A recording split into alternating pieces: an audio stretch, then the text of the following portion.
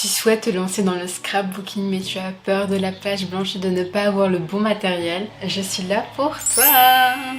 Aujourd'hui, je vais vous présenter en 5 minutes 5 conseils pour se lancer dans le scrapbooking en toute facilité.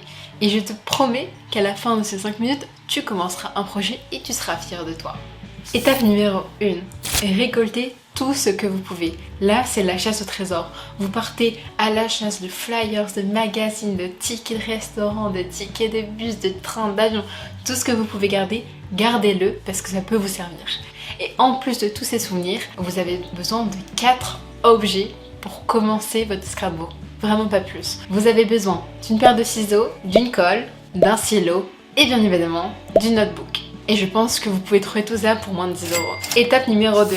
Choisir un thème. Ce thème va vous guider à créer et ça va vous éviter d'avoir du stress en créant. Vous n'êtes pas censé stresser en faisant du scrapbooking, vous êtes censé vous relaxer. Et le thème peut être plein de choses. Ça peut être tout ce que tu veux.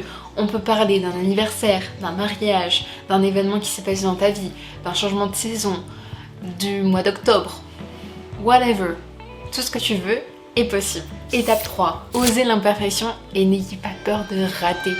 Ça va vous arriver si vous débutez ou même si vous débutez pas que vous allez faire des pages que vous aimez pas du tout. Mais au lieu de s'acharner sur les échecs, acharnons-nous sur pourquoi vous aimez pas. Est-ce que c'est parce que les couleurs ne matchent pas ensemble? Est-ce que c'est parce que vous avez pas assez d'éléments sur la page? Qu'est-ce qui a manqué?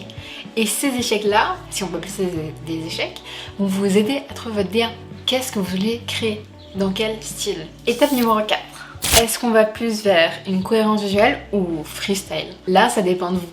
Soyez libre de faire ce que vous voulez. Le scrapbook, il est le vôtre. Il ne plaira pas à tout le monde. Donc n'essayez pas de plaire aux autres et faites ce que vous aimez vraiment. Choisir une palette de couleurs cohérente dès le début va vous permettre de créer sans hésiter et sans avoir peur d'aller dans un sens ou dans un autre. Mais en fait, ça dépend de vous. N'hésitez pas à regarder des inspirations sur Pinterest ou Cosmos qui vont vous aider justement à enrichir votre créativité. Et si on a mis Junk Journal, c'est parce que junk, well, could be messy. Et la dernière étape, l'étape 5, c'est de remplir les espaces vides et d'ajouter de la profondeur. Pour moi, une page réussie, ça se combine de deux choses. Les espaces sont bien harmonisés.